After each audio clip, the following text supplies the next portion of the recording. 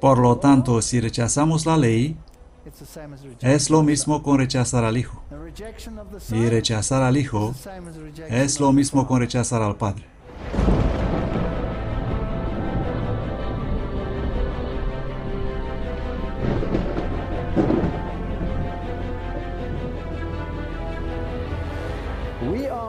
Estamos al borde mismo del conflicto final, y el mundo necesita ser advertido.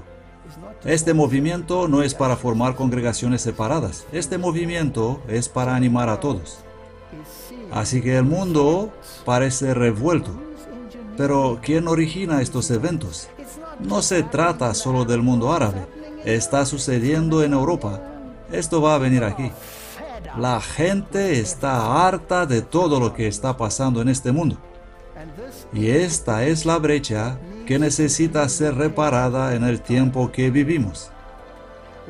Podemos estudiar profecías, podemos saber lo que está sucediendo en el mundo, podemos ver todas estas cosas, pero si no empezamos aquí mismo con Jesús, no vamos a ninguna parte. Reparando la brecha.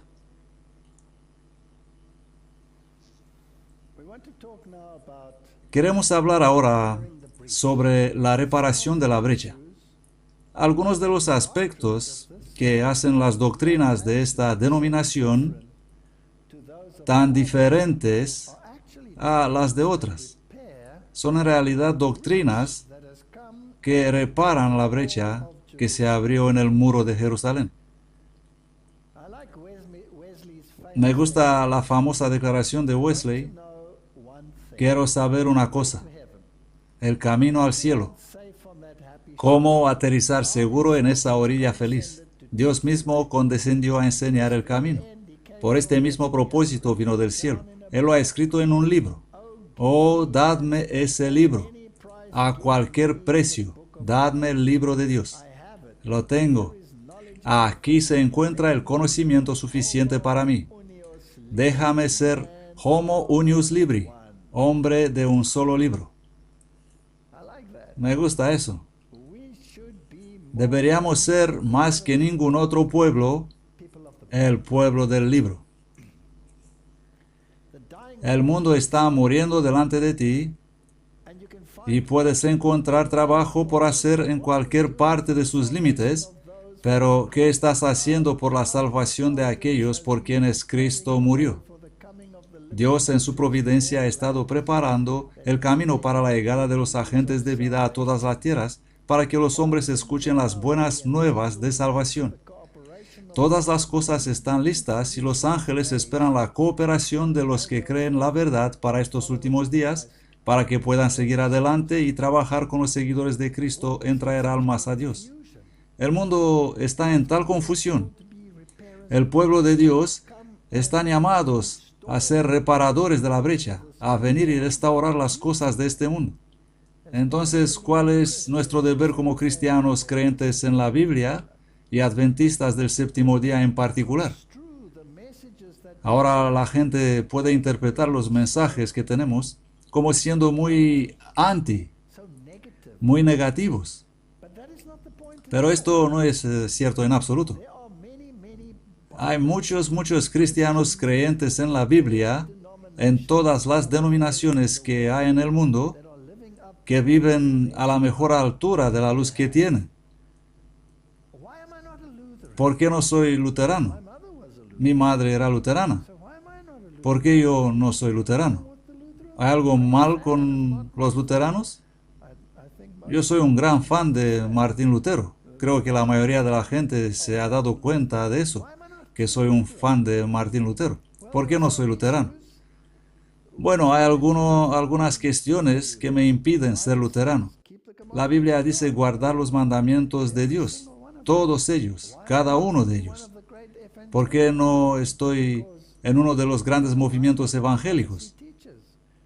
Debido a que no están en línea con lo que enseña la profecía, y las iglesias modernas ya no enseñan ni siquiera lo que enseñaron sus fundadores. Así que, ¿por qué adventista del séptimo día? Isaías 58:12. Y los que serán tuyos edificarán las ruinas antiguas, levantarás los cimientos de muchas generaciones y serás llamado el reparador de brechas. Así serás llamado, reparador de brecha, restaurador de calzadas para habitar. El registro debe establecerse rectamente.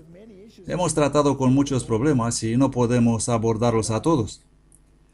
Pero nuestra soteriología, la doctrina de salvación, es diferente a la mayoría de la gente, aunque es absolutamente centrada en Cristo. 1 Corintios 3:11, porque nadie puede poner otro fundamento que el que está puesto, el cual es Jesucristo. Todas las doctrinas deben ser basadas en Cristo Jesús. Si Cristo no es el principio y el fin de nuestras doctrinas no tienen sentido. Pero, ¿qué nos diferencia de otras denominaciones? Salmo 118:22. La piedra que desecharon los edificadores ha venido a ser cabeza del ángulo. La Biblia nos dice que muchas personas rechazarán a Jesucristo. Y mucha gente va a aceptar a Jesucristo y aún así lo rechazan porque no quieren al Cristo bíblico. Ellos quieren un Cristo de su propia invención. Por tanto, así dice el Señor Jehová: he aquí que yo pongo en Sión por fundamento una piedra, piedra probada, una piedra preciosa, piedra angular, un fundamento firme. El que creyere no se apresurará. Jesús les dijo: ¿nunca leísteis en las Escrituras, la piedra que desecharon los edificadores ha venido a ser cabeza de ángulo? El Señor ha hecho esto y es cosa maravillosa en nuestros ojos.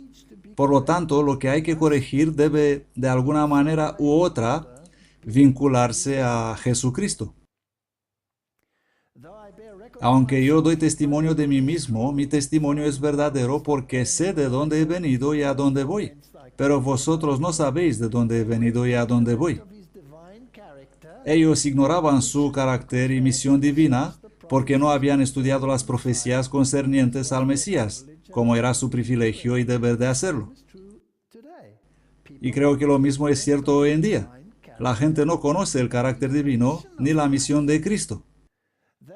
Ellos no tenían ninguna relación con Dios y el cielo, y por lo tanto no comprendían la obra del Salvador del mundo. A pesar de que habían recibido la evidencia más convincente de que Jesús era el Salvador, aún así se negaron a abrir sus mentes para entender. Y nosotros nos enfrentamos a los mismos problemas hoy, por lo que no será muy diferente a la segunda venida de Cristo, puesto que la incredulidad será tan frecuente como lo fue en los días de Noé y de Lot. Mensajes Selectos, volumen 1. Las preciosas y grandísimas promesas que nos son dadas en las Sagradas Escrituras se han perdido de vista en gran medida. Y al final eso se repetirá, tal como el enemigo de toda justicia quería que fuera. Él ha proyectado su propia sombra oscura entre nosotros y nuestro Dios para que no veamos el verdadero carácter de Dios.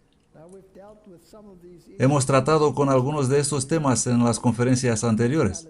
Hemos estudiado la cuestión de la inmortalidad del alma, que niega la venida de Cristo para morir, para darnos la inmortalidad. Esto hace toda su salvación sin efecto. Hemos visto los colores con lo que Él ha sido pintado en cuanto a sus acciones retributivas, mantener a la gente en las llamas eternas de un infierno, etcétera, etcétera. Hemos visto eso en las conferencias anteriores, pero hay algunas cuestiones que tenemos que mirar para ver cuál es el verdadero carácter de Dios y algunas de las doctrinas que se predican en el mundo hoy. Y si somos reparadores de brechas, entonces tenemos que poner las cosas en claro sobre el plan de salvación y el ministerio de Jesucristo. El Señor se ha presentado a sí mismo como misericordioso y compasivo, tardo para la ira y abundante en bondad y verdad. Y si algunas de estas doctrinas prueban exactamente lo contrario, que son predicadas por ahí en el mundo, así que un reparador de brechas debe reparar la fundación y la fundación es Cristo. Así que Cristo debe ser presentado en un marco adecuado al mundo. Entonces, a la luz de esta oscuridad espiritual que hay en el mundo, ¿cuál es nuestro deber? En un sentido muy especial, los adventistas del séptimo día han sido colocados en el mundo como centinelas y transmisores de luz. A ellos han sido confiada la tarea de dirigir la última amonestación a un mundo que perece. Por lo tanto, ese es nuestro trabajo, la última advertencia, la advertencia final. Sobre ellos se proyecta la luz maravillosa de la palabra de Dios. A ellos les ha sido confiada una obra de mayor importancia, proclamar los mensajes del primero, segundo y tercer ángeles. No hay ninguna otra obra de tan gran importancia. No deben permitir que otra cosa desvíe su atención.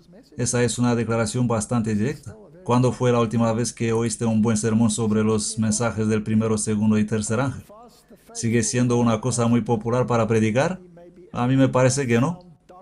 Guardando la palabra fiel como te ha sido enseñada para que también puedas exhortar con sana doctrina y convencer a los que contradicen. Pero tú habla lo que armoniza con la sana doctrina. Sana doctrina. Eso es problemático hoy, en una época de ecumenismo. Vamos a restar importancia a las diferencias y vamos a concentrarnos en lo que tenemos en común. Esa es la nueva consigna. Pero, ¿qué es lo que nos separa? ¿No es la doctrina? Sin duda es la doctrina lo que nos separa. Y la Biblia deja bien claro que debemos mantener la sana doctrina.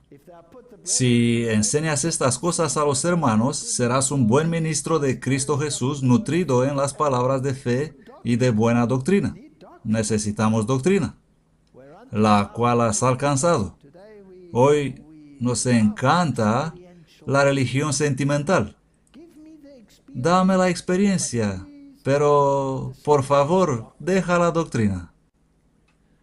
Así que quiero decir que Satanás ha confundido las mentes en el momento de la primera venida de Cristo, tanto que su propio pueblo no le reconocieron por ser quien era, ni cuál era la naturaleza de su misión, y lo mismo se repetirá en la segunda venida de Cristo. Y lo triste es que creo que millones se perderán a causa de las enseñanzas populares del día.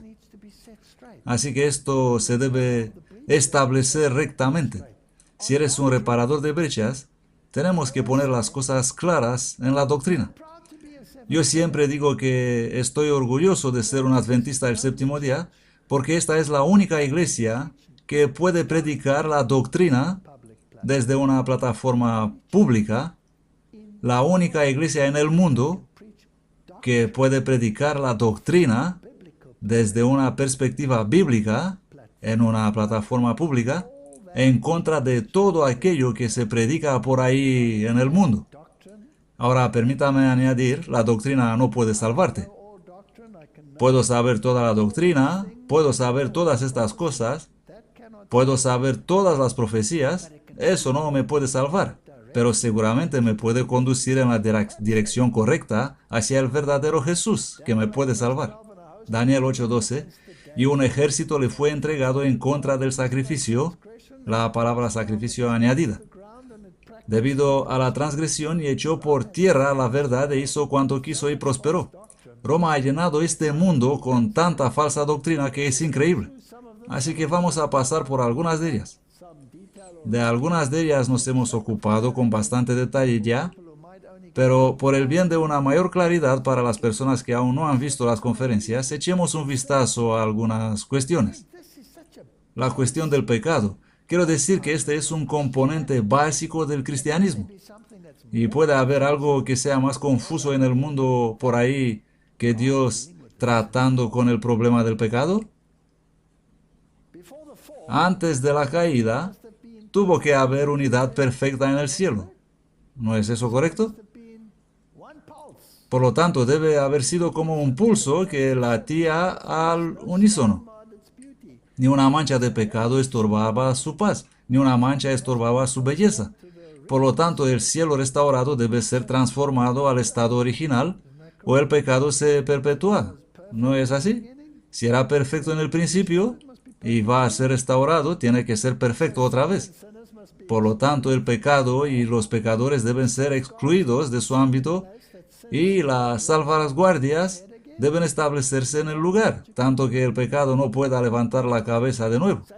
¿No es una conclusión lógica?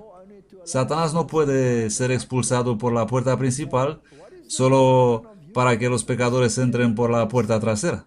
Entonces, ¿qué es esta doctrina del universalismo? Todo el mundo se salva, que se predica en todas partes. Todo aquel que comete pecado infringe la ley. El pecado es la transgresión de la ley. La paga del pecado es la muerte, mas el don de Dios es la vida eterna en Cristo Jesús, Señor nuestro. Esto es bastante claro. La cuestión de la gracia sin ley. Hemos tratado esto, pero vamos a pasar por esta idea de nuevo. Hay muchos que dicen que la ley de los 10 mandamientos ha sido eliminada y dicen que no estamos bajo la ley, sino que estamos bajo la gracia. ¿Pero hay algún problema con la ley? ¿No es la transgresión de la ley el verdadero problema? La ley no es un problema. Si el pecado es la transgresión de la ley, entonces la ley no es el problema, sino la transgresión es el problema. Así que la gracia sin ley es una contradicción en los términos. Es un oxímoron. La ley es santa, justa y buena, así dice la Biblia. La ley es eterna. Sus reivindicaciones son inamovibles. Tan inamovibles que Cristo no pudo comprometer la ley y pagó el precio. Él murió por mí en la cruz. Así que debe, por lo tanto, seguir que si el pecador, el transgresor de la ley, quiere heredar la vida eterna, tiene que encontrar dos cosas. Él no solo tiene que encontrar la manera de pasar de la muerte a la vida porque ha sido condenado a muerte, sino que también debe ser transformado a fin de cumplir con las reivindicaciones justas de la ley. ¿No es lógico? Esta es una doctrina perfectamente lógica. Si quieres tener un cielo que esté libre de pecado en el futuro, entonces los que son redimidos deben volver a ser capaces de cumplir con las reivindicaciones justas de la ley. ¿Esto va a pasar por la varita teológica mágica? Ahí lo tienes. Eres perfecto. ¿No tendrás que aprender nada? Entonces, ¿por qué molestarse con ese escenario? ¿Por qué Dios no agita simplemente su varita mágica y empezar todo de nuevo? Porque si no hemos aprendido qué es el pecado y qué produce y cuál es su resultado final, entonces no podemos ser inmunizados contra él. Así que es por la experiencia como se aprende que la única manera de armonía es la obediencia a la ley. Así que estas son las teologías que deben presentarse directamente al mundo. Romanos 7:22 dice, porque según el hombre interior me deleito en la ley de Dios. La ley no tiene nada malo en ella. Pero veo otra ley en mis miembros que se rebela contra la ley de mi mente y me lleva cautivo a la ley del pecado que está en mis miembros.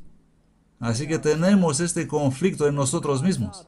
Y entonces él grita, oh miserable hombre que soy, ¿quién me librará de este cuerpo de muerte? Y la solución es Cristo Jesús.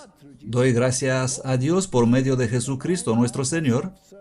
Así que con la mente yo mismo sirvo a la ley de Dios, mas con la carne a la ley del pecado. Tengo que morir a yo. Solo puedo hacer esto en Cristo. Pero el mundo teológico moderno es tan confuso en este tema que echan fuera la ley y acaban con la norma de justicia. Así que para pasar de la muerte a la vida, no es lógico que tiene que haber un dador de vida. Y para pasar del pecado a la justicia, no es lógico que tiene que haber un restaurador. ¿Son estas doctrinas ilógicas? Pero estas son doctrinas que representa esta iglesia. Estas son las únicas que tienen sentido en un mundo que parece empeñado en la destrucción. Romanos 5:19, porque como por la desobediencia de un hombre muchos fueron hechos pecadores, así también por la obediencia de uno muchos serán hechos justos. Aquí está la solución. Jesús es la solución. Y la ley entró para que el pecado abundase. Pero cuando el pecado abundó, sobreabundó la gracia. Por lo tanto, la ley nos proclama pecadores y hemos pecado. Ahora, ¿cómo podemos resolver este problema? Necesitamos la gracia. Para que así como el pecado reinó para muerte, así también la gracia reine por la justicia para vida eterna por medio de Jesucristo nuestro Señor. Así que la solución se encuentra en Cristo. ¿Y cómo la obtengo? Pides, crees y recibes. Al mundo les gusta estos tres. pero no les gustan las consecuencias que va con eso. Porque si pides a Jesús que te conviertas de un transgresor a justo, por su justicia imputada e impartida, y pasas de la muerte a la vida, entonces debes pasar de la desobediencia a la obediencia. Es lógico. Es por eso que soy adventista del séptimo día, porque esa es una conclusión lógica. Me convertí en un adventista del séptimo día con mi mente. ¿Hay algo de malo en eso? Eso no quiere decir que no transfirió al corazón. Pero si no se basaba en la mente, podría ser luterano, podría ser cualquier denominación que hay. Venid pues, dice Dios, y estemos a cuenta. Si vuestros pecados fueren como la grana, como la nieve serán emblanquecidos. Y si fueren rojos como el carmesí, vendrán a ser como blanca lana. Fue bueno entonces, es bueno ahora. A todos los sedientos, venid a las aguas. No cuesta nada, es gratis. Isaías 55:1. Y los que no tienen dinero, venid, comprad y comed. Venid, comprad vino y leche sin dinero y sin precio. Estas son doctrinas lógicas. Marcos 11:24, por tanto os digo que todo lo que pidiereis orando, creed que lo recibiréis y os vendrá. Así que no te convertirás en un legalista si guardas la ley. Era imposible para el pecador guardar la ley de Dios. Nadie predica el legalismo cuando predica la ley, que era santa, justa y buena. Pero esta imposibilidad fue eliminada por la imputación de la justicia de Cristo al alma arrepentida y creyente. Tenemos que resolver unos cuantos problemas, porque el mundo evangélico acusará el remanente de legalismo. Y van a decir que estamos tratando de lograr el camino al cielo guardando la ley. O van a afirmar que no se puede guardar la ley. Bueno, ¿por qué hará Dios una ley que no se puede guardar? Es esa una decisión muy injusta. Y Dios cometió un error, así que tenía que eliminar la ley para que todo el mundo pueda ver que Dios no sabía lo que estaba haciendo. ¿No es así? ¿Que tendrías que argumentar de esa manera si el mundo evangélico tiene razón? Claro que sí. Entonces, ¿puedo guardar la ley por la impartición de la justicia de Cristo? Puedo. La vida y muerte de Cristo en beneficio del hombre pecador tuvieron el propósito de restaurarlo a favor de Dios, impartiéndole la justicia que satisfaría los requerimientos de la ley y hallaría aceptación ante el Padre. Pero siempre es el propósito de Satanás invalidar la ley de Dios y tergiversar el verdadero significado del plan de salvación. En consecuencia, ha originado la falsedad de que el sacrificio de Cristo en la cruz del Calvario tenía el propósito de liberar a los hombres de la obligación de guardar los mandamientos de Dios. Entonces me pregunto lógicamente, ¿vamos a ir al cielo como transgresores? No tiene ningún sentido. No es lógico. Yo creo que la fe debe ser lógica. Satanás ha introducido en el mundo el engaño de que Dios ha abolido su constitución, desechando su norma moral y anulando su ley santa y perfecta. Si él hubiera hecho esto, qué terrible precio habría pagado el cielo. En vez de proclamar la abolición de la ley, la cruz del Calvario proclama con sonido de trueno su inmutabilidad y carácter eterno. ¿Tiene esto sentido lógico?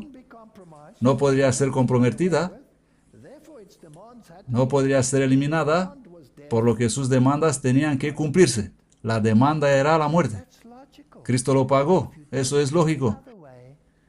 Si lo haces de cualquier otra manera, ¿en qué se convierte la cruz? Se convierte en una farsa, una ocurrencia tardía sin sentido.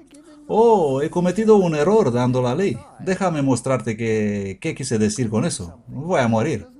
Podría significar algo así. No tiene ningún sentido. Esta es la única cosa que tiene sentido. Hay un estándar que tiene que ser cumplido. Las consecuencias son nefastas. No cumples, mueres. La muerte de Cristo iba a resolver para siempre el interrogante acerca de la validez de la ley de Jehová. Esto es lógico.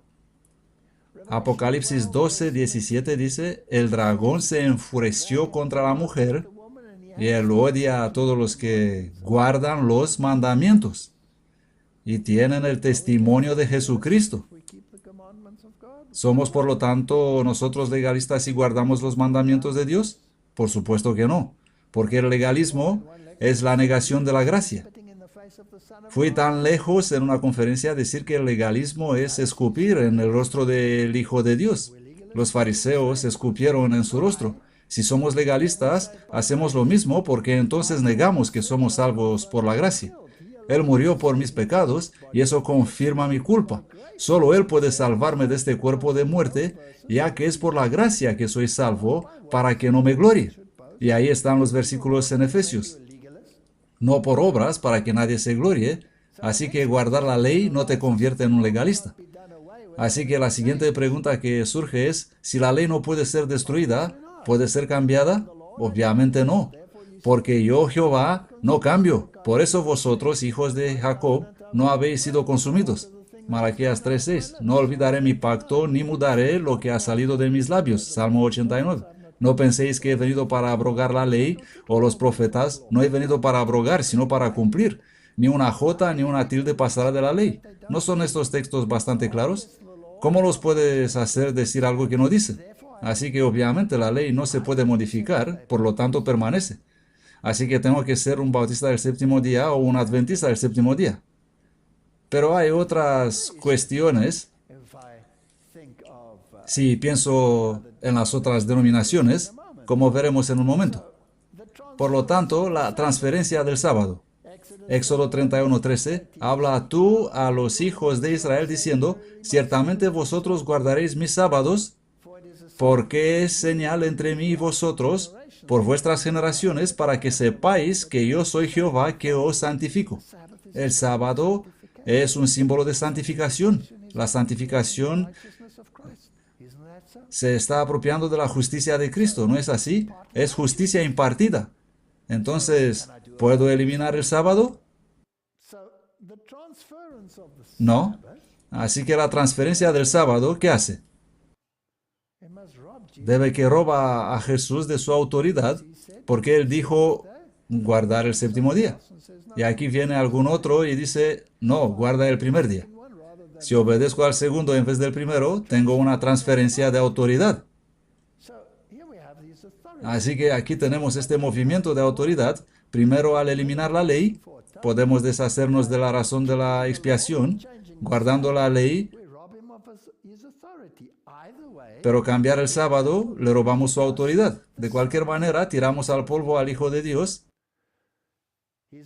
Él es el Señor del sábado. Es el memorial de su creación. Así que si lo abolimos, Jesús está privado de este título, que es creador. Y yo no puedo permitirme esto. Luego hay algunas otras doctrinas que van en contra de esta teología, y una de ellas es la doctrina, solo cree y será salvo. Hay muchos cuya religión consiste en teoría. Para ellos, una emoción feliz es piedad. Ellos dicen, ven a Jesús y cree en Él. Da igual lo que crees, siempre y cuando eres honesto en tu creencia. Veo a muchos evangelistas predicando este mensaje. Ellos no tratan de hacer al pecador entender el verdadero carácter del pecado. ¿Qué es ser salvo?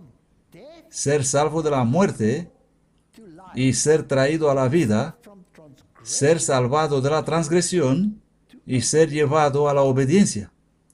Esa es la única manera de ser salvo. Es la única cosa lógica. Pero no, nosotros queremos otra doctrina. Ellos no tratan de hacer al pecador entender el verdadero carácter del pecado. No se le anima a buscar las escrituras de rodillas para que él pudiera saber qué es verdad o a rezar para que sus ojos sean ungidos. Cuando el oficial vino a Cristo diciendo, Señor, ¿qué haré para heredar la vida eterna? El Salvador no dijo, cree solamente y serás salvo. ¿Qué está escrito en la ley? Dijo, ¿cómo lees?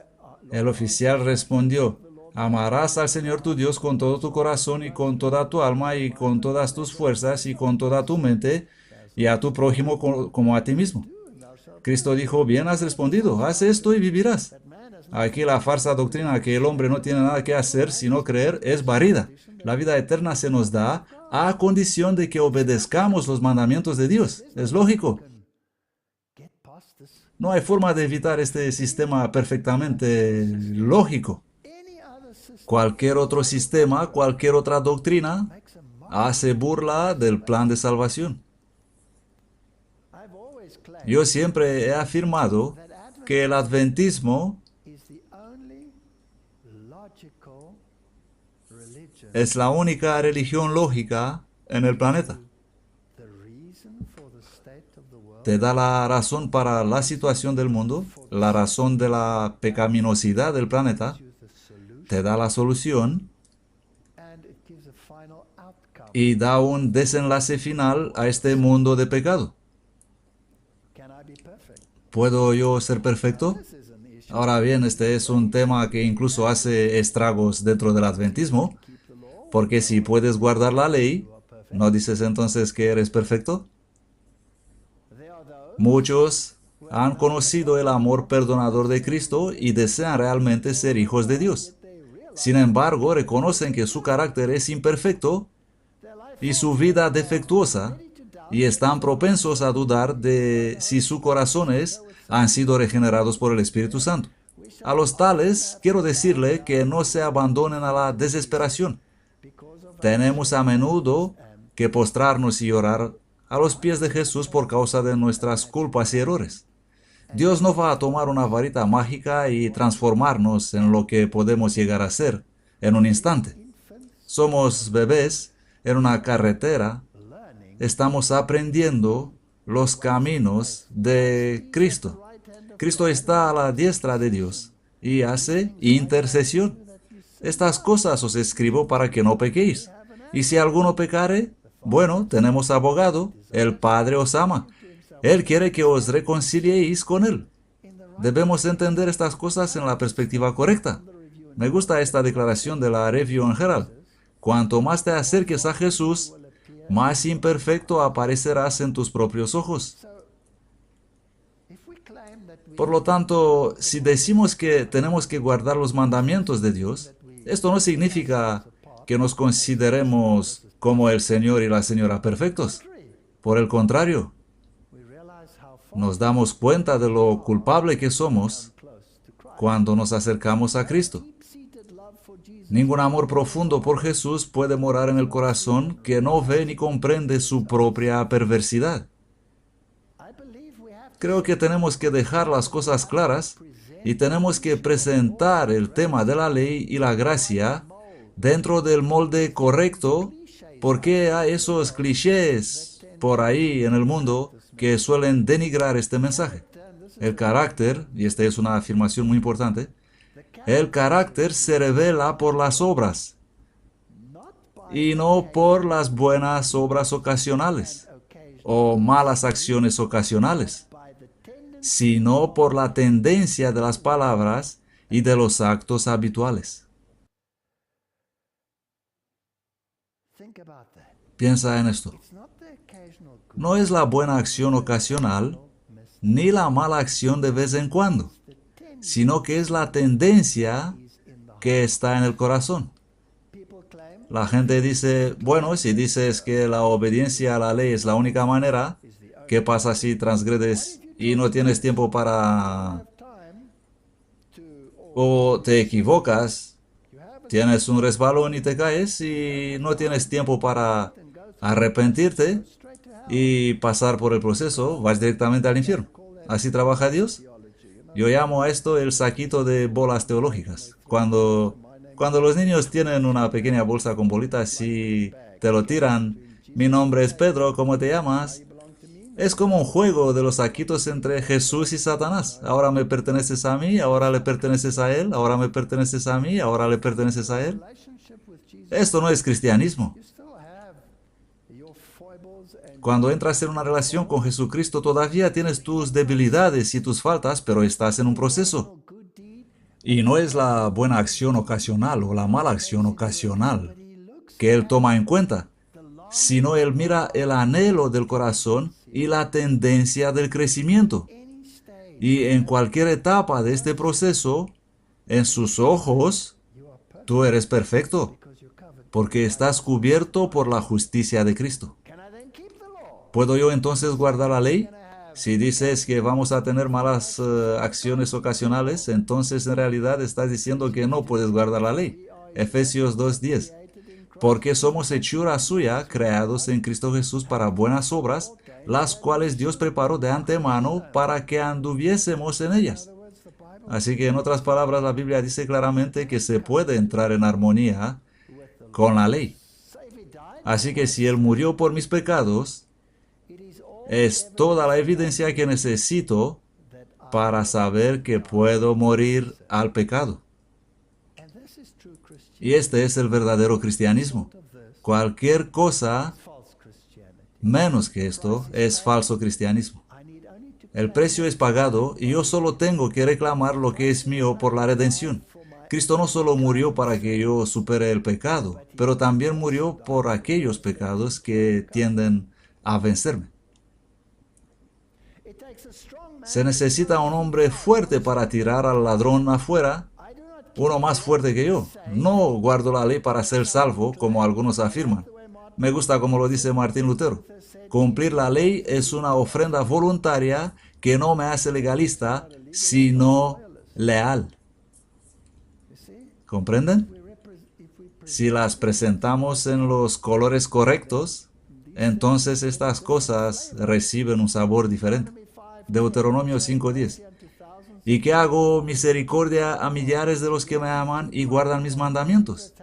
Si me amáis, guardad mis mandamientos. El que tiene mis mandamientos y los guarda, ¿se puede guardar la ley según la Biblia, sí o no?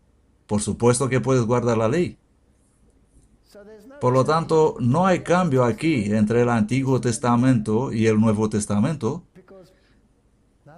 porque no se cambia nada. Sigue siendo lo mismo. Y hay otro problema en el mundo por ahí, y eso es menospreciar la justicia de Dios. Dios es tan indulgente, Él perdonará a todas las personas en este planeta. Habrá universalismo, todos serán salvos. Pero si lees en Judas, Sodoma y Gomorra fueron destruidas y sirven como ejemplo de lo que sucederá a los impíos al final de los tiempos. Habrá un castigo. Por lo tanto, la gente debe ser advertida, volver en armonía con Dios. A los peligros ya enumerados se une el peligro de menospreciar la justicia de Dios. La tendencia del púlpito moderno es hacer separación entre la justicia divina y la bondad divina, en rebajar la bondad al nivel de un sentimiento en lugar de elevarla a la altura de un principio. Si tuviera que ser sarcástico, yo diría que este es un ataque epiléptico profundo. Pero no voy a ser sarcástico. Muchos maestros de religión afirman que Cristo abolió la ley por su muerte y que desde entonces los hombres se ven libres de sus exigencias. Algunos la representan como yugo difícil y en contraposición con la esclavitud de la ley presentan la libertad que se debe gozar bajo el Evangelio. ¿Cómo puedes ser libre cuando estás en la esclavitud del pecado? La libertad es ser liberado de la esclavitud del pecado. Estoy seguro que si enfrentas a estas personas con cada ley de forma individual, ellos se horrorizarán ante la idea de que la ley se ha eliminado. Si hablas de robo, ¿te gustaría que tu coche sea robado? ¿Quisieras que tu casa sea invadida? ¿Es esa libertad, tener tu casa invadida? ¿O qué tal si tu mujer sea violada? ¿Te gustaría eso? ¿O qué tal si tu vecino constantemente con un par de binoculares codicia a tu esposa? ¿Te gustaría eso? No. Ellos retrocederán ante todos y cada uno de los mandamientos. ¿Pero por qué tienen esta idea? Es increíble. Andaré en libertad porque he buscado tus preceptos, dice la Biblia. La libertad se encuentra solamente en la obediencia. Porque Jehová tu Dios es fuego consumidor, Dios celoso. Él no solo va a cepillar el pecado y a los pecadores. Si te aferras al pecado, serás consumido por el fuego. Así que recibiendo nosotros un reino inconmovible, tengamos gracia por la cual sirvamos a Dios agradándole con temor y reverencia, porque nuestro Dios es fuego consumidor. Esas doctrinas no tienen sentido, no son lógicas, y por lo tanto tengo que ser adventista del séptimo día.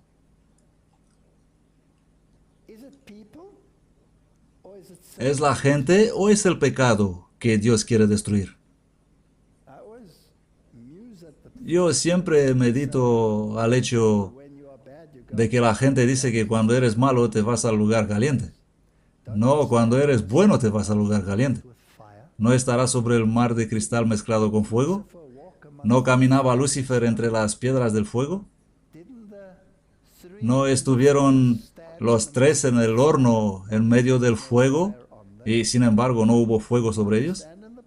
Si quieres estar en la presencia de Dios, es mejor que te ocupas de que le permites quitar tu pecado. Para el pecado, donde quiera que se encuentre, nuestro Dios es fuego consumidor. No es el hombre a quien Él quiere destruir, es al pecado que Dios quiere destruir. Si hay una doctrina que realmente molesta al mundo allá afuera, que esta iglesia predica, entonces debe ser la doctrina del juicio investigador. Eso realmente irrita a algunas personas. Justo antes de venir, se me pidió dar una conferencia en una iglesia no adventista en África del Sur, sobre el juicio investigador.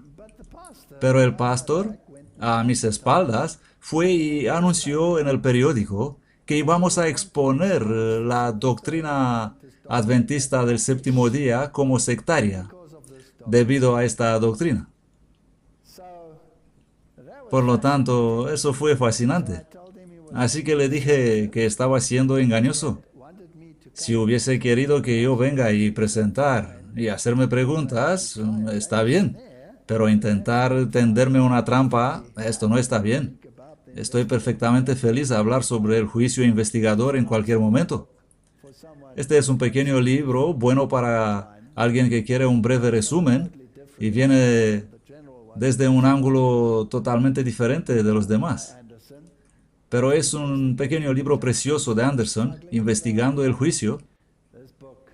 Para aquellos que luchan con esa idea, este libro es recomendable. En Apocalipsis 14, 6, 7 leemos que el mensaje de que este juicio ya ha comenzado debe ser proclamado al mundo como parte de los mensajes de los tres ángeles. Y vio otro ángel volar en medio del cielo que tenía el evangelio eterno para predicarlo a los moradores de la tierra y a toda nación y tribu y lengua y pueblo, diciendo en alta voz: temed a Dios y dadle gloria, porque la hora de su juicio ha venido. Y adorad a aquel que hizo el cielo y la tierra y el mar y las fuentes de las aguas. Por lo tanto, el mensaje es claro: la hora de su juicio ha llegado, pero sigue siendo predicado a todo el mundo. Así que sin duda este juicio debe haber comenzado en el cielo. ¿Y qué tipo de juicio es esto? Si vas al capítulo 7 de Daniel, la Biblia describe una gran escena del juicio que tiene lugar en el cielo antes de la segunda venida de Cristo. Es bíblico. Si lees ahí en Daniel capítulo 7, estuve mirando hasta que fueron puestos unos tronos, y el anciano de día se sentó, cuya vestidura era blanca como la nieve, y el cabello de su cabeza como lana pura. Su trono era como llama de fuego, y sus ruedas como fuego ardiente, un río de fuego. Él describe esa gran escena en el cielo con miles sirviéndole, y luego dice: el juicio empezó y los libros fueron abiertos.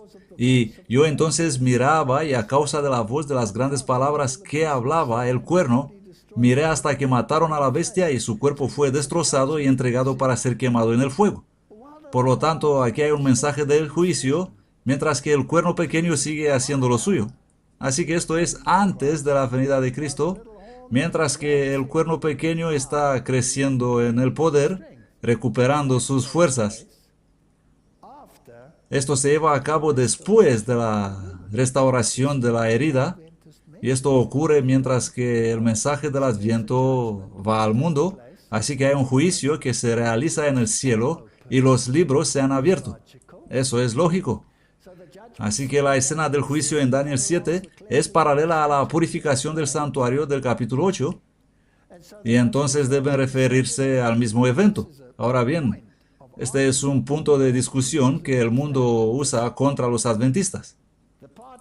La parte del servicio del santuario que especialmente tenía un procedimiento judicial era el día de la expiación o Yom Kippur, que se consideraba como el día del juicio.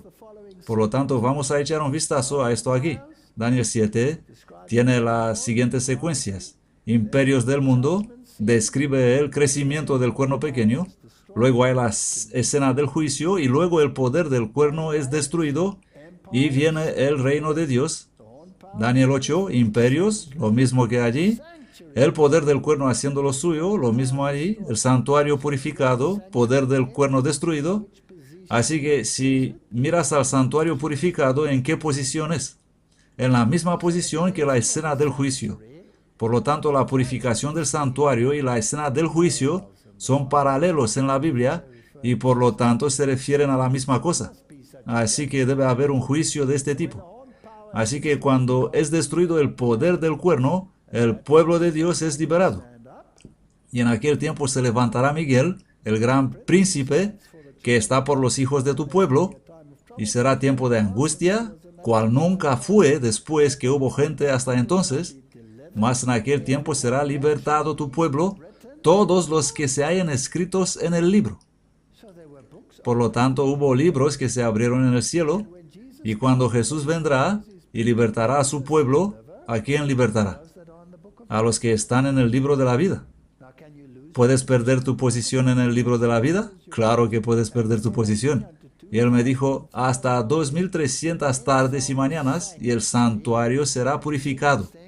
Y es interesante que hay dos palabras que se utilizan para santuario. Kodesh, y luego tienes también Migdash, utilizado para ser purificado. En el versículo 11, ha de ser purificado. El santuario, el Kodesh, será limpiado. La palabra hebrea para limpiado es tzadak y viene de una función jurídica implícita. Se traduce principalmente como justo o justificado, vuelto a la justicia o limpiarse. Aquí está, raíz primitiva, ser causativamente hacer lo recto en un sentido moral o forense. Es un sentido legal. Limpieza, lavarse, hacer justo, justificar, recurrir a la justicia. Así que en la purificación del santuario, que en el tipo tuvo lugar en el día de la expiación, se elimina el registro de los pecados confesados y en tipo son colocados sobre el chivo expiatorio, que luego es llevado al desierto.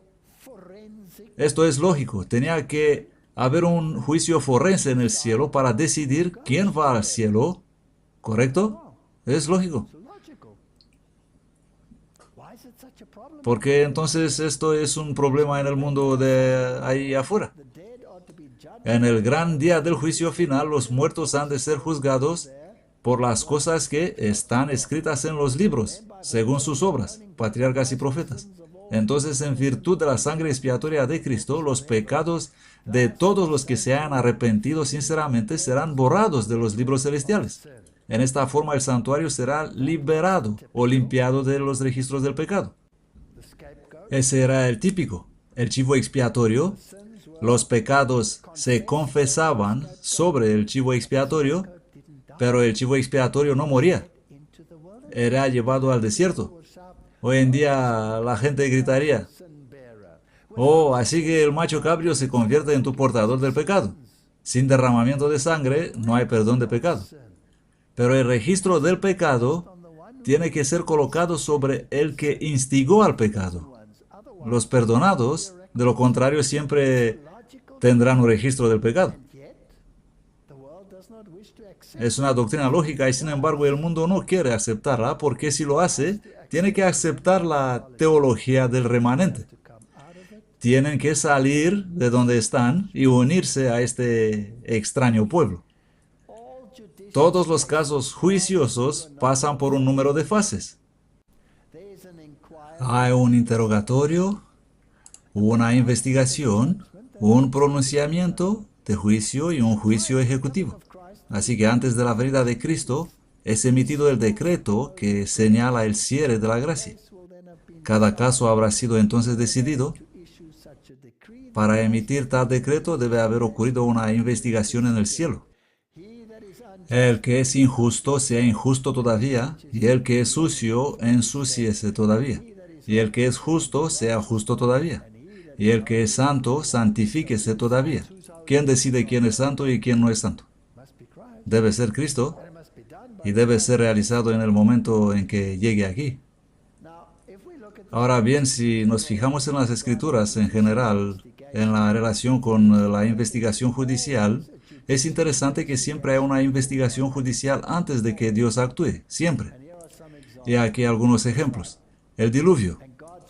Y vio Jehová que la maldad de los hombres era mucha en la tierra, y que todo designio de los pensamientos del corazón de ellos será de continuo solamente el mal. Dios lo tomó en cuenta, lo vio, el Torre Babel. Y descendió Jehová para ver la ciudad y la torre que edificaban los hijos de los hombres. Él bajó para verlo, para investigar. Sodoma y Gomorra. Entonces Jehová le dijo, por cuanto el clamor de Sodoma y Gomorra se aumenta más y más, descenderé ahora y veré si han consumado su obra según el clamor. Ahora aquí hay una pregunta. ¿Era necesario que Dios baje y vea? ¿Acaso no lo sabía? ¿No es Él omnisciente? Entonces, ¿por qué habría que bajar y ver si lo sabe? ¿Con qué propósito bajaría para ver? ¿Para convencerse a sí mismo que era como Él ya sabía que es? Seguramente que no, debía saberlo.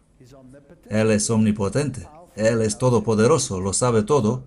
Así que, ¿para quién es esta investigación? ¿Para Dios o para su creación? ¿Delante de quién está Dios acusado? ¿Delante de sí mismo o delante de su creación? ¿No es Satanás el acusador? Entonces, ¿qué hace Dios? Él baja y va y ve junto con su creación y dice, mira aquí. Y él tiene una conversación con Abraham sobre esta cuestión.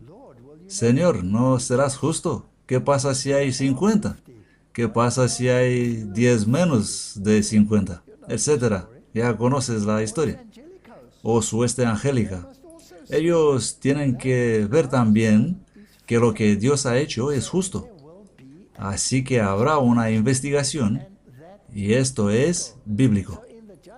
Por lo tanto, en el juicio, Jesús es el único juez, pero Él tiene una investigación pública por el bien de su creación. De lo contrario, siempre quedarán dudas, porque el Padre a nadie juzga, sino que todo juicio encomendó al Hijo. Ahora, aquí están las buenas noticias. Él es el abogado, pero Él también es el acusado. Él es el testigo fiel, Él es nuestro intercesor y Él es el fiador por aquellos que se han arrepentido y por fe han hecho mano del don de salvación. Él es todo, todo incluido en uno, absolutamente perfecto. Al que no conoció pecado, le hizo pecado por nosotros para que nosotros fuésemos hechos justicias de Dios en Él. De cierto os digo, el que oye mi palabra y cree al que me envió, tiene vida eterna, y no vendrá a condenación, mas ha pasado de muerte a vida. Esta es la belleza del juicio investigador. La gente dice, vosotros los adventistas del séptimo día, predicáis el juicio ahí arriba en el cielo, Y cuando tu nombre es leído, te quemas, ya estás. Por lo tanto, tienes miedo del juicio. No, el juicio es lo que quieres. Quieres estar en este juicio porque si no estás en este juicio, no vas a estar en el cielo. Y por cierto, es un proceso en tu vida o es un evento pasajero. Leerá Jesús tu nombre y va a decir, vamos a ver, ¿ha sido perfecto? No, adiós.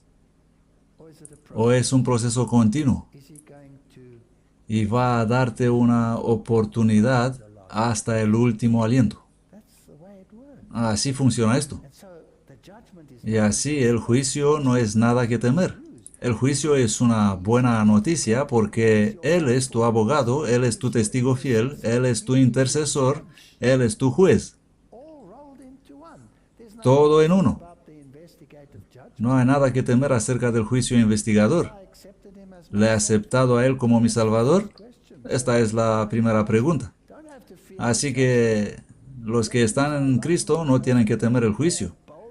En esto es perfeccionado el amor en nosotros para que tengamos confianza en el día del juicio, pues como Él es, así somos nosotros en este mundo. No hay temor en el amor, mas el perfecto amor echa afuera el temor, porque el temor conlleva castigo.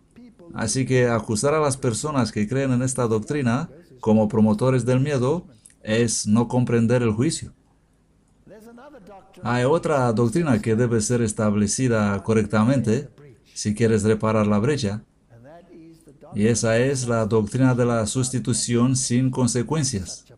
Esa es una doctrina tan popular en el mundo. Esta doctrina enfatiza la misericordia de Dios, pero es contraria a los requisitos legales de la justicia. Y por cierto, esta es una de las acusaciones del Islam contra el cristianismo. Si dos son culpables, la justicia exige que ambos sean castigados.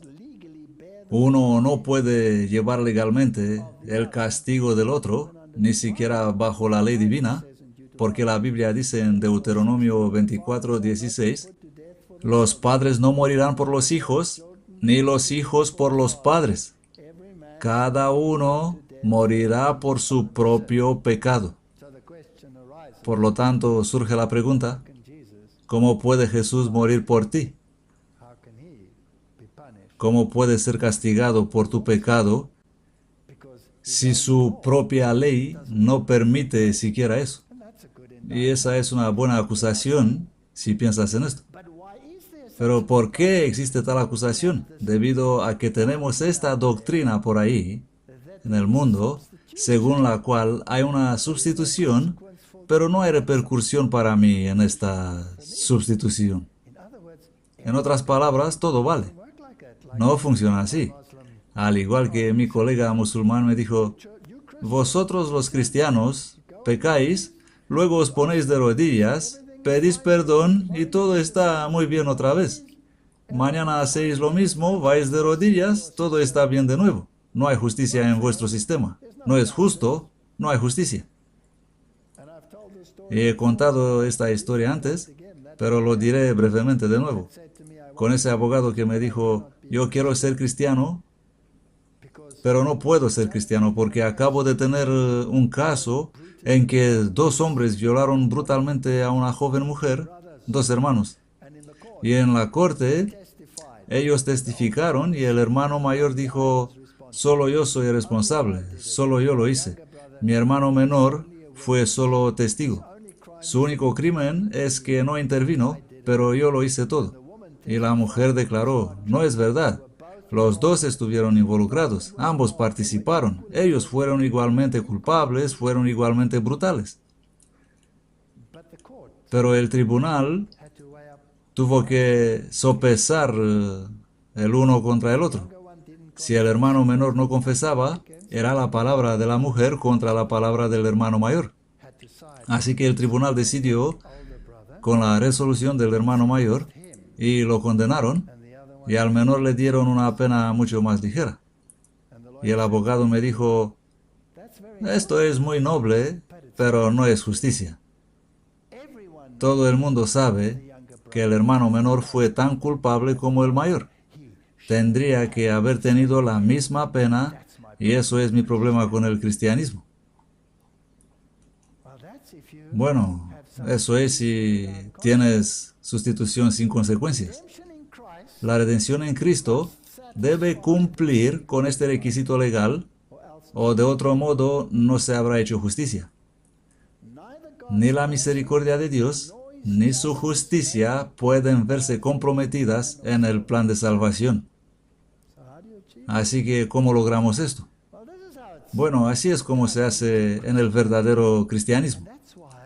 Y es por eso que la reparación de la brecha significa poner las cosas correctas respecto a este falso concepto del plan de salvación. Porque así como en Adán todos mueren, así también en Cristo todos serán vivificados. Si pues habéis resucitado con Cristo, buscad las cosas de arriba, donde está Cristo sentado a la diestra de Dios. Poned vuestra mira en las cosas de arriba, no en las cosas de la tierra, porque sois, ¿qué dice allí? Muertos. Y vuestra vida está escondida con Cristo en Dios. Por tanto, no es solo un hombre muriendo por todos, sino que todos están obligados a morir en Él para que puedan resucitar en Él. ¿Morir a qué? Morir al pecado. Así que la naturaleza pecaminosa solo puede ser regenerada en alguien que está en armonía con Dios. Si ese alguien muere, deja de pecar. Vamos a asegurarnos. Segunda Timoteo 2:11. Palabra fiel es esta, que si somos muertos con Él, también viviremos con Él. De modo que si alguno está en Cristo, es que nueva criatura. Las cosas viejas pasaron, y aquí todas son hechas nuevas. Yo soy crucificado con Cristo, mas vivo, ya no yo, sino que Cristo vive en mí, y la vida que vivo ahora en la carne, la vivo por la fe del Hijo de Dios, el cual me amó y se entregó a sí mismo por mí. Os aseguro por la gloria que de vosotros tengo en Cristo Jesús, Señor nuestro, que cada día muero. El verdadero cristianismo no es solo sustitución sin consecuencias. El verdadero cristianismo exige la muerte del viejo hombre. Y eso significa que debes morir al pecado y debes estar en armonía con el Señor. ¿Qué pues diremos? ¿Perseveraremos en el pecado para que la gracia abunde? En ninguna manera. Porque lo que somos, ¿qué dice ahí? Muertos al pecado.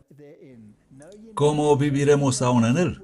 ¿O no sabéis que todos los que hemos sido bautizados en Cristo Jesús, hemos sido bautizados en su muerte? Porque somos sepultados con él en la muerte por el bautismo, para que como Cristo resucitó de los muertos por la gloria del Padre, así también nosotros andemos en una nueva vida. Así que el motivo del abogado en cuanto a la muerte de Cristo en la cruz es justo o no es justo. No, es una mala representación del sacrificio de Cristo. No fue solo para mí, fue como yo. Y esta es la diferencia. Yo tengo que morir, tengo que pagar toda la culpa. Y la transformación tiene que ser tan absoluta que mi propia madre no me reconocería después del evento. Ella dirá, ¿qué te ha pasado? Eres una persona nueva, no te conozco. Y podrías ser feliz, pero tus amigos sin duda no lo serán. Ellos te rechazarán. Encontrarás otros nuevos. Así que sin reclamar la transformación y el poder transformador de Dios y volver en armonía con la ley de Dios, estás viviendo un cristianismo falso. Jesús continuó, lo que es nacido de la carne es carne, el deseado de todas las gentes, y lo que es nacido del Espíritu es espíritu. Por naturaleza el corazón es malo, ¿y quién hará limpio del inmundo? Nadie. Ningún invento humano puede hallar un remedio para el alma pecaminosa. La mente carnal es enemistad contra Dios. Del corazón salen los malos pensamientos, crímenes, adulterios, y esto es lo que somos. Y solo en Cristo puede esto ser cambiado. La fuente del corazón debe ser purificada antes que los raudales puedan convertirse en puros. Este es el verdadero cristianismo. Cualquier otra cosa es una burla del plan de salvación. Por tanto, la salvación requiere la muerte del pecador en Cristo y la vida solo puede ser alcanzada por la resurrección en Cristo, que tiene la capacidad de resucitar de entre los muertos porque Él tiene vida en sí mismo. Dado que solo Dios es inmortal, se deduce que Jesús debe ser Dios. Y como Dios no puede morir, Él veló su divinidad en la humanidad con el fin de entregar su vida por sus amigos. Esta es la reparación de la brecha. Nadie tiene mayor amor que este, que uno ponga su vida por sus amigos. Por eso me ama el Padre, porque yo pongo mi vida para volver a tomarla. Ahí dice que Él tiene vida en sí mismo. Nadie me la quita, sino que yo la pongo de mí mismo. Tengo poder para ponerla y tengo poder para volverla a tomar. Este mandamiento recibí de mi Padre. Él debe ser Dios. En esto conocemos el amor de Dios, en que Él puso su vida por nosotros. También nosotros debemos poner nuestras vidas por los hermanos. Así que, ¿cuál es el valor de un alma? ¿Quién puede estimarlo? Si queréis saber su valor, id a Getsemaní y allí velad con Cristo durante esas horas de angustia, cuando su sudor era como grandes gotas de sangre. Mirad al Salvador pendiente de la cruz. Oíd su clamor desesperado. Dios mío, ¿por qué me has desamparado? ¿De qué muerte murió Él en la cruz? Él murió la segunda muerte. La muerte de la separación eterna. Como hombre, Él murió la muerte definitiva para mí. Eso es increíble. Así que yo no tengo que morir la muerte segunda, pero tengo que morir la muerte del yo, o de otro modo no hay salvación. La misericordia y la verdad se encontraron, la justicia y la paz se besaron. No se puede privar a Cristo de su justicia. No se puede predicar la misericordia y negar la justicia. Si las dos no son juntas, no tiene salvación. ¿Son justos los juicios de Dios? Esta es la pregunta siguiente. Echemos un vistazo a algunas de las doctrinas que parecen sugerir lo contrario.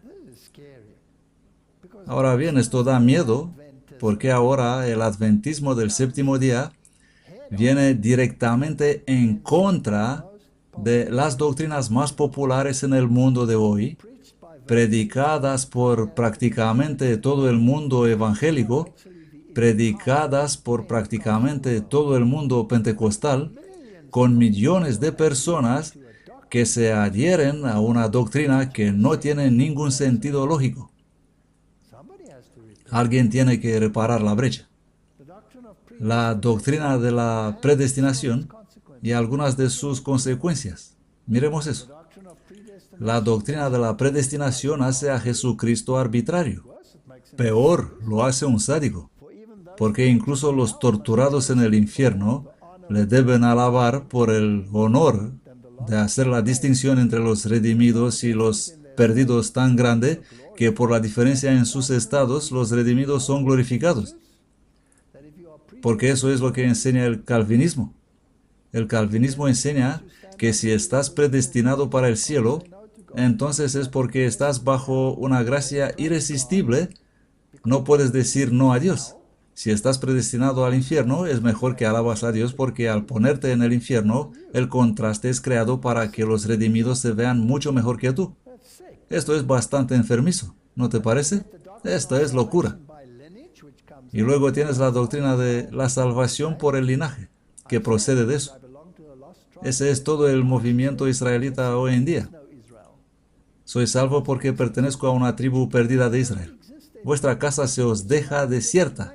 No hay Israel, no existe. Los judeanos ya no existen. Existe una nación totalmente diferente, como vimos en una conferencia anterior. Romanos 8:29. Pues a los que de antemano conoció, también los predestinó a reproducir la imagen de su Hijo, para que fuera Él el primogénito entre muchos hermanos. Leemos en el comentario bíblico. El Padre pone su amor sobre su pueblo elegido que viven en medio de los hombres. Estas son las personas a quienes Cristo ha redimido con el precio de su propia sangre y porque responden a la atracción de Cristo a través de la misericordia soberana de Dios, ellos son elegidos para ser guardados como hijos obedientes. Entonces, ¿qué es esta elección? Se trata de una elección de respuesta. Dios ha decidido que todos sean salvos. La esperanza no está en la selección, la primogenitura, nación o iglesia. Vuestra esperanza está en Cristo, que es vuestra única esperanza. Y cualquiera que haya dejado casas, hermanos, todos, por causa de mi nombre, recibirá 100 veces más y heredará la vida eterna.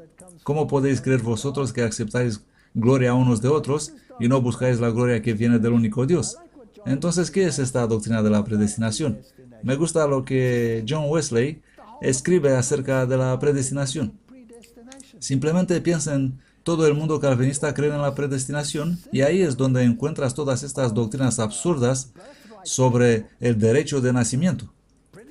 Israelitismo británico, o israelitismo europeo, o hebreos negros, o rastafarianos, salvos por la pigmentación. No existe tal cosa. Wesley escribe sobre la predestinación. Esta doctrina es nueva.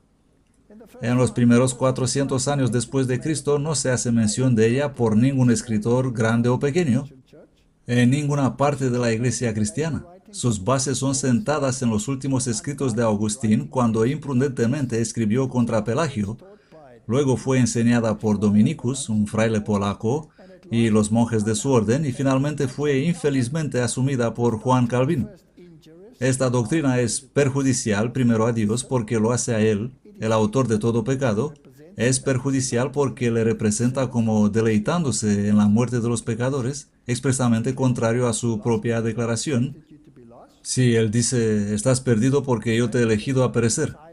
En tercer lugar, esta doctrina es altamente perjudicial para Cristo, nuestro mediador, a la eficacia y excelencia de su evangelio, y en segundo lugar, supone que su mediación no es necesaria o de ningún efecto con respecto a la mayor parte de la humanidad.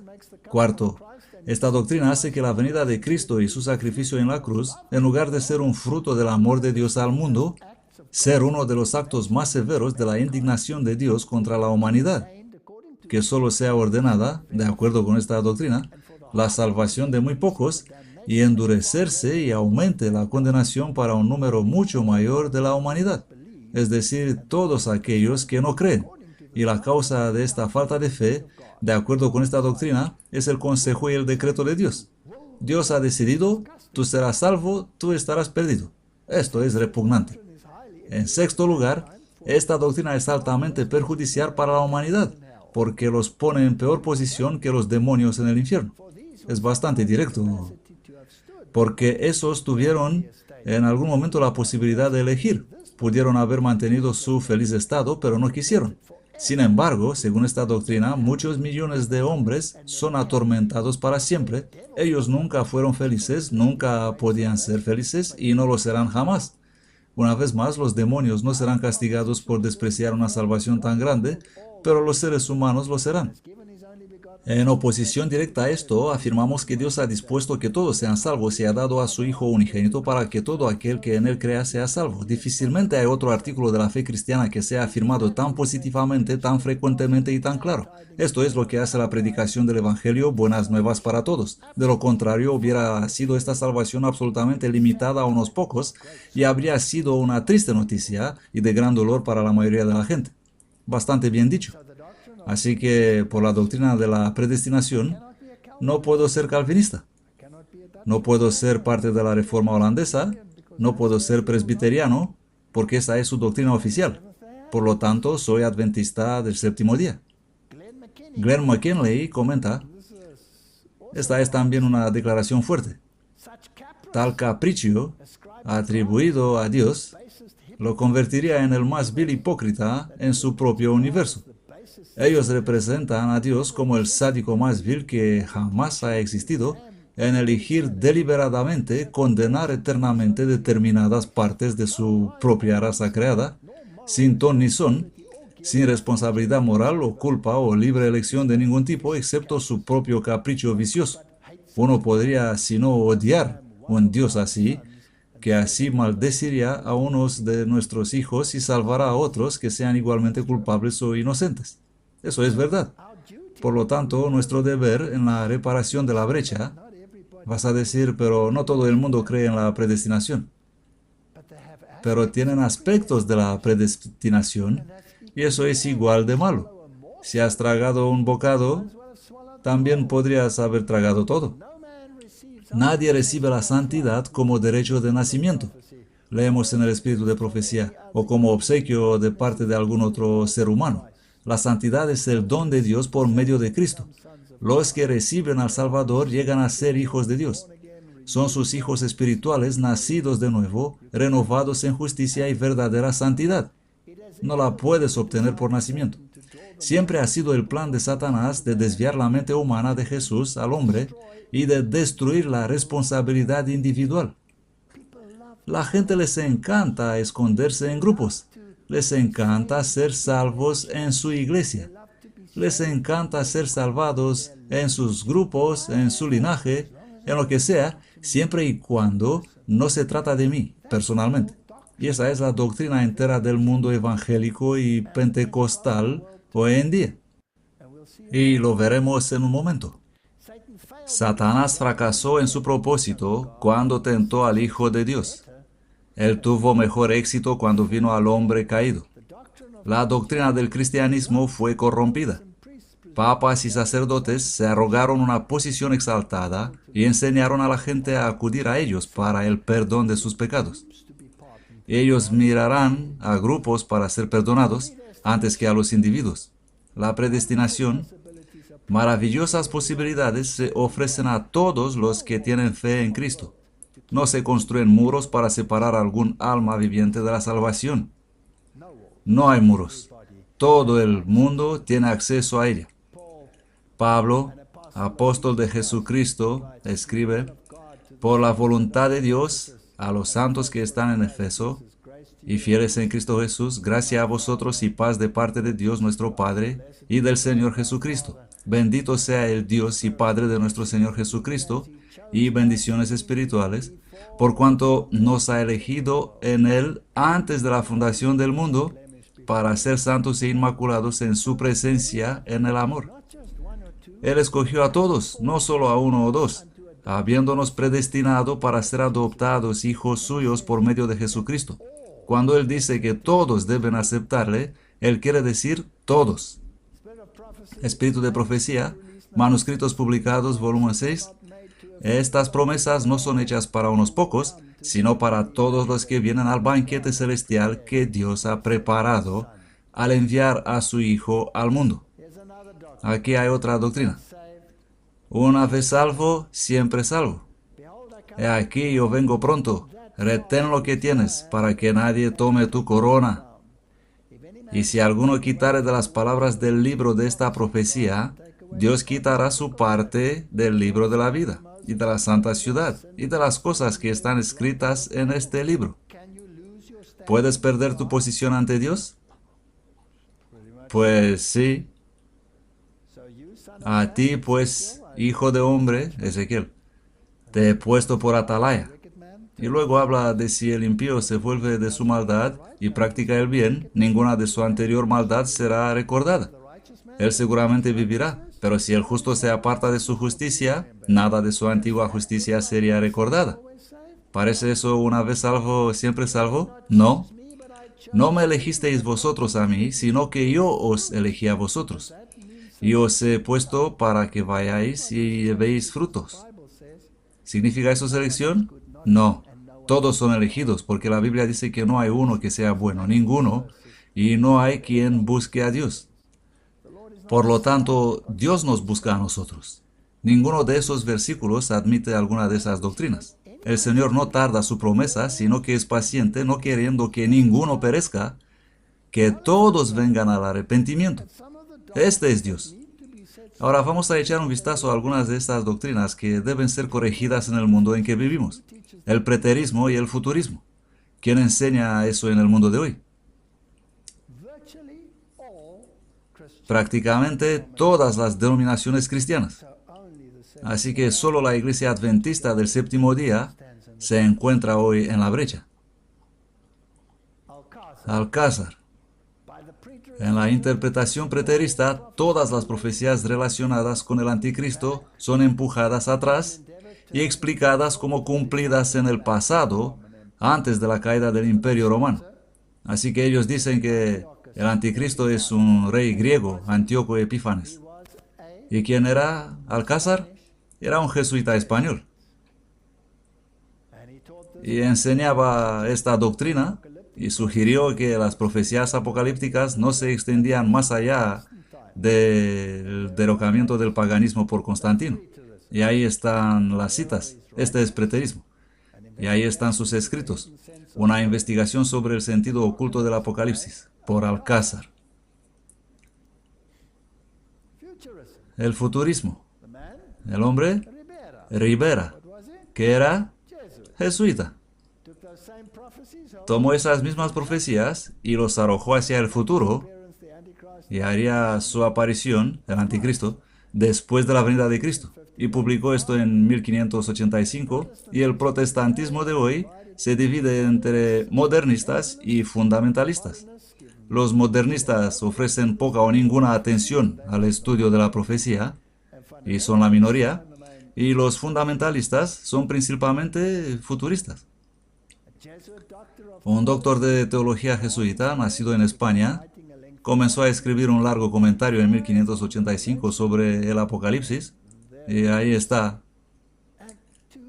Y las dos doctrinas jesuitas son mantenidas por el mundo de hoy.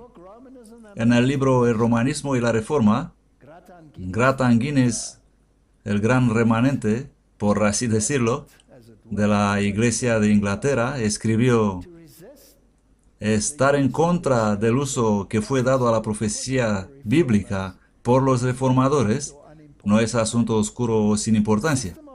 El sistema de interpretación profética conocida como el futurismo está en contra de este uso. Condena la interpretación de los reformadores. Condena los puntos de vista de todos aquellos hombres y de todos los mártires y de todos los confesores y fieles testigos de Cristo a lo largo de los siglos. Condena a los albigenses, a los valdenses, a los wyclifistas, a los husitas, a los lollardos, a los luteranos, a los calvinistas, los condena a todos. Y en un punto en el que todos están de acuerdo, en una interpretación de la Escritura que personificaban en sus confesiones solemnes y eran selladas con su sangre. Y sin embargo, hoy en día la Iglesia evangélica y pentecostal abrazan el futurismo. Y luego se pone peor. Añaden otra doctrina, una del cardenal Roberto Bellarmino, uno de los más conocidos que apologistas jesuitas. Publicó una obra entre 1581 y 1593 y se titula Conferencias polémicas en torno a los puntos disputados de la creencia cristiana contra los herejes de esta época, en la que también negó el principio día por año. Y él tiró al anticristo en el futuro a un periodo literal de 3 años y medio. Ninguno de los reformadores creyó esto. Un remanente de la semilla debe ser igual que el original. Por lo tanto, ellos deben ser como fueron los reformadores. ¿Quién predica hoy en contra de estas doctrinas? El adventismo del séptimo día. El cardenal Bellarmino, en 1616, en esta fecha la teoría de Copérnico fue declarada falsa y errónea por Bellarmino, en el decreto de la Sagrada Congregación de los Señores Cardenales más ilustres encargados del índice, más comúnmente conocido como el derecho del índice, y fue escrito por el cardenal Roberto Bellarmino. El mundo se ríe hoy de este hombre con respecto a su ciencia, pero abrazan su religión. Una vez tonto, siempre tonto.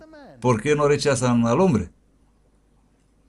Afirmar, declaró él, esto es lo que Bellarmino escribió, afirmar que la Tierra gira alrededor del Sol es tan erróneo como afirmar que Jesús no nació de una virgen.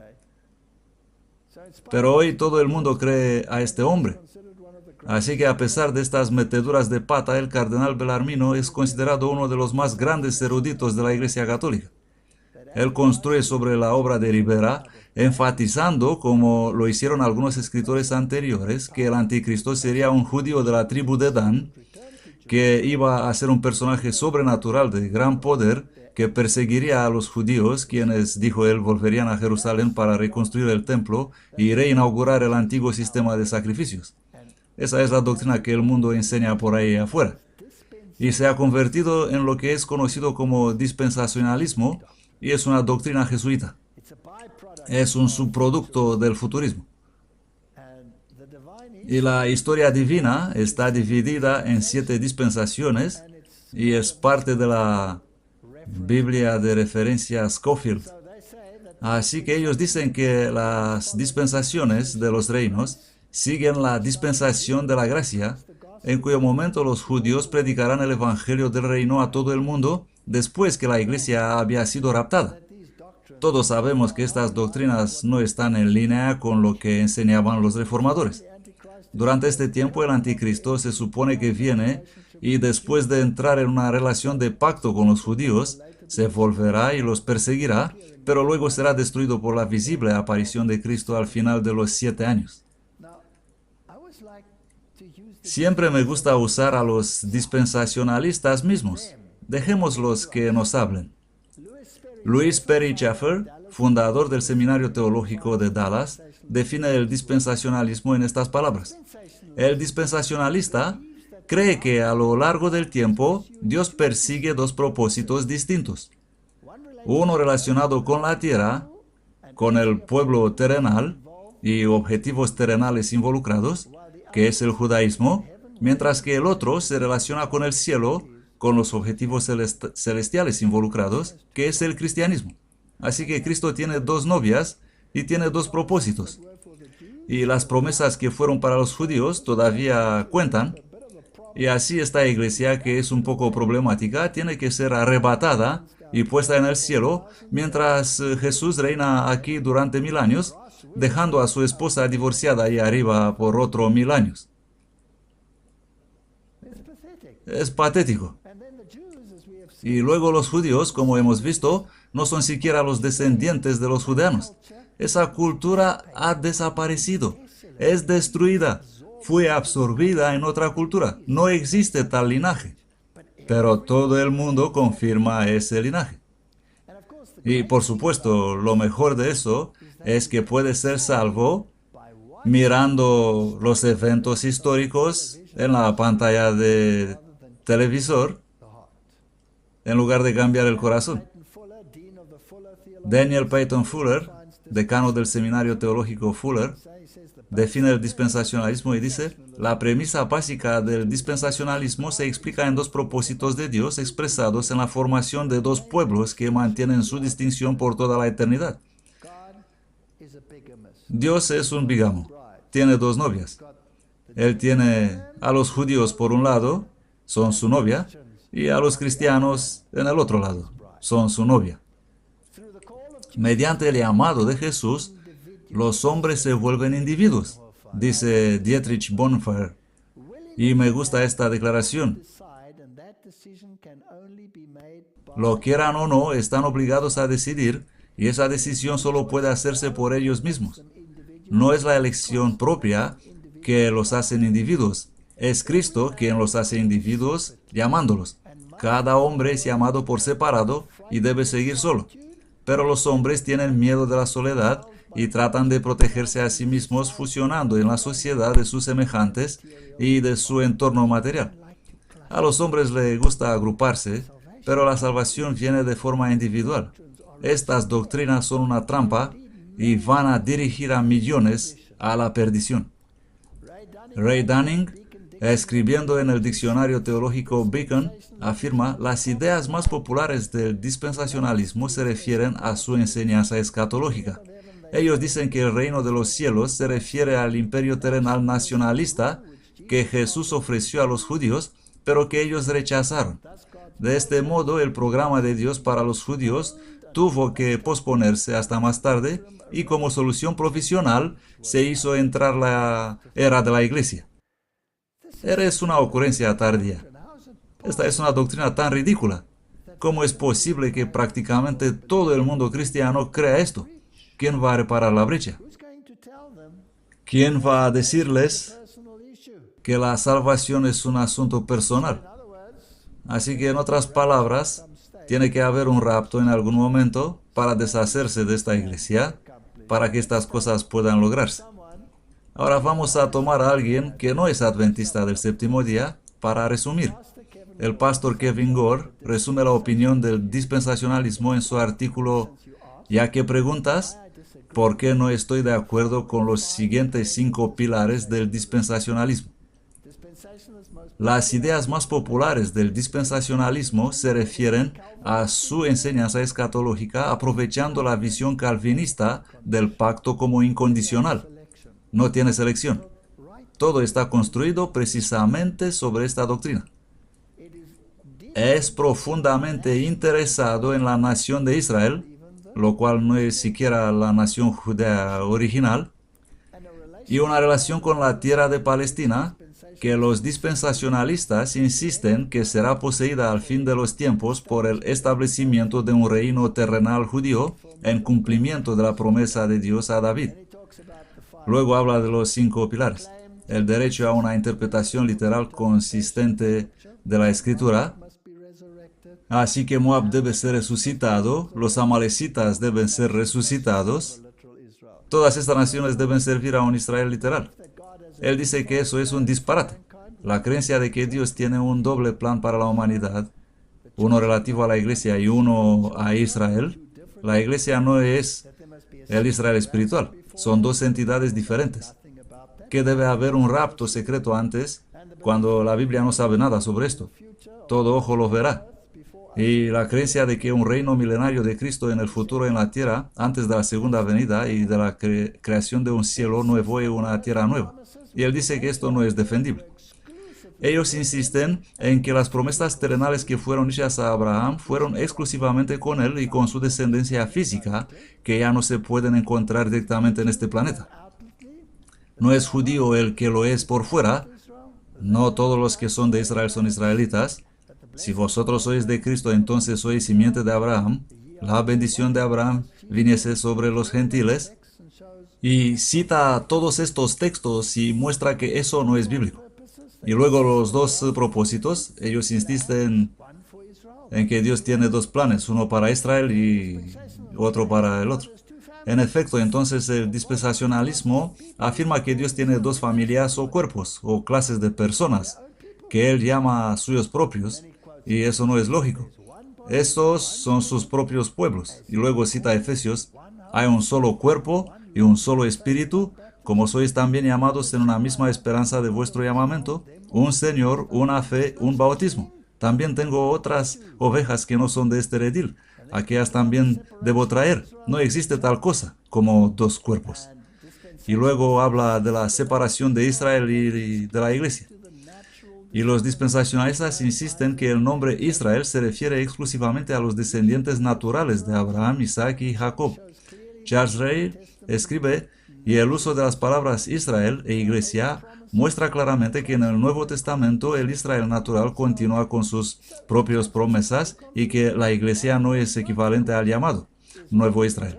Así que él dice que es una confusión total. La Biblia no equivale a Israel con la iglesia. Ellos dicen, por supuesto, que hablando de forma natural, los judíos son la simiente de Abraham, etc. Y cita a Romanos 9, porque no todos los que son de Israel son israelitas, ni por ser simiente de Abraham. La Biblia transfiere las promesas a la iglesia. En los últimos tiempos, la teología dispensacionalista ha desarrollado la idea de un rapto secreto.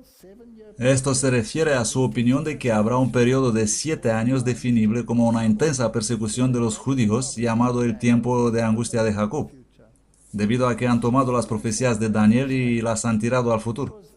Una pregunta: ¿quién va a aclarar las cosas? Porque esas personas todavía siguen en esas mismas iglesias, y sabiendo que su teología no es bíblica. Solo los adventistas del séptimo día pueden hacer esto. El tema que tenemos ante nosotros no se refiere si la iglesia cristiana será un día raptada o atrapada para encontrarse con Cristo en el aire, ya que la Biblia enseña claramente esta doctrina, pero la cuestión se refiere si la Escritura enseña o no que la iglesia será raptada secretamente. ¿Cuál es nuestro nombre? Adventistas del séptimo día, porque predicamos la doctrina de la segunda venida de Cristo, así como está en la Biblia, una venida visible de Cristo cuando Él resucitará a los muertos, cuando resucitarán los muertos justos y serán transformados y cambiados en un instante.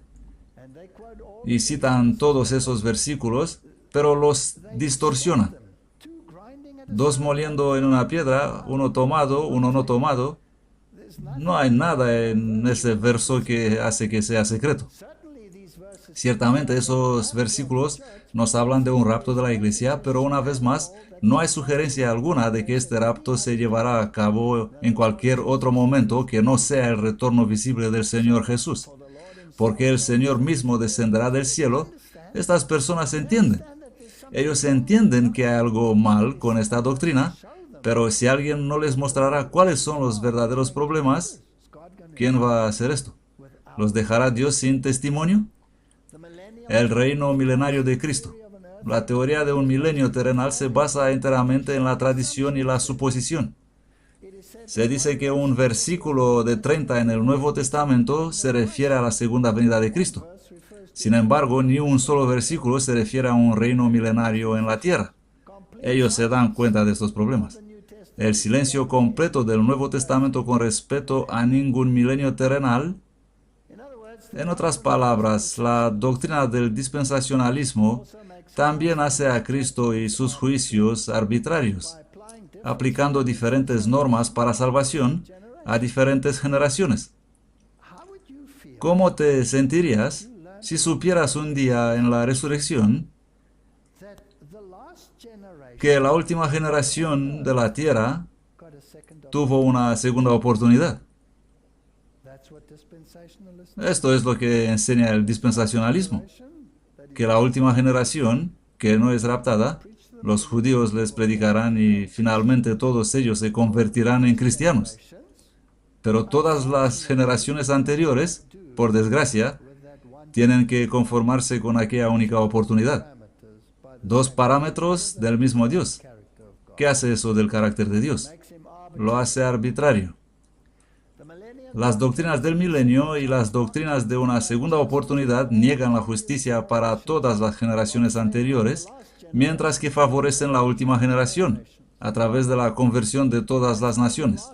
Por otra parte, al lanzar la última semana de las 70 semanas de la profecía en el futuro, este gran clímax de la misión mesiánica se aplica al anticristo y Cristo es blasfemado haciéndole anticristo. Porque si sacas la última semana y haces que el que puso fin al sacrificio y a la ofrenda, si tomas a ese Mesías y le haces anticristo, has revertido todo. Y respondiendo Jesús les dijo, por cierto, Elías vendrá primero y restaurará todas las cosas. No puedo ser un evangélico en el sentido del mundo evangélico, porque sus doctrinas son una burla del carácter de Cristo. No puedo ser miembro de ninguna de las iglesias que niegan la veracidad de la ley. Entonces, ¿qué puedo ser? No tengo otra opción. Tengo que ser lo que he llegado a ser, un adventista del séptimo día. Así que como el típico Elías llamó al pueblo a volver a la obediencia, el antitípico Elías hará lo mismo. Por cierto, Elías vendrá primero y restaurará todas las cosas. Alzad vuestros ojos al cielo y mirad abajo a la tierra, porque los cielos serán deshechos como humo y la tierra se envejecerá como ropa de vestir, y de la misma manera perecerán sus moradores, pero mi salvación será para siempre, mi justicia no perecerá. Dios será justo. Sus juicios serán justos. Sus juicios serán justos. Los impíos perecerán y los enemigos de Jehová serán consumidos como la grasa de los carneros, se disiparán como humo. Esta es la doctrina bíblica. Y no habrá más maldición, y el trono de Dios y del Cordero estará en ella, y sus siervos le servirán. Esta es la promesa. Y si no tenemos una doctrina que lleva de la causa a la restauración, entonces no estamos cumpliendo con el Evangelio eterno, porque hay muchos evangelios por ahí, pero ninguno de ellos es el Evangelio eterno. Solo queda un recuerdo. Nuestro Redentor llevará siempre las marcas de su crucifixión. En su cabeza herida, en su costado, en sus manos y pies, se ven las únicas huellas de la obra cruel efectuada por el pecado. Y si ese es el único recuerdo, entonces se eliminará incluso el registro del pecado. Por medio de la obra redentora de Cristo, el gobierno de Dios queda justificado. Este es el objetivo, y si no predicamos a Cristo en este contexto, estamos fallando a nuestro deber. El Omnipotente es dado a conocer como el Dios de amor. Las acusaciones de Satanás quedan refutadas y su carácter desenmascarado. La rebelión jamás podrá levantarse de nuevo. ¿Por qué? Porque hemos sido inmunizados contra esa cosa llamada pecado. ¿Y cómo puedes ser inoculado contra el pecado? Si no te sometes a la fuerza transformadora de Dios. Si no entiendes el plan de salvación, entonces el pecado seguramente podría levantar la cabeza por segunda vez. Pero imagínese, si ustedes fueron inoculados, si en algún momento en los lejanos milenios futuros algún alma se levantaría a decir, me pregunto si Dios es justo cuando... Creo que habría millones que vendrían sobre él como una tonelada de ladrillos, porque comprenderemos el carácter de Dios. Comprenderemos lo que costó liberarnos. Nadie tiene mayor amor que este, que uno ponga su vida por sus amigos. Seamos reparadores de brechas. Vamos a aclarar las cosas sobre el carácter de Dios y seamos el pueblo del libro. Personas que comprenden la doctrina. No porque me puede salvar, sino porque me puede ayudar a entender al Dios que murió por mí. Amén.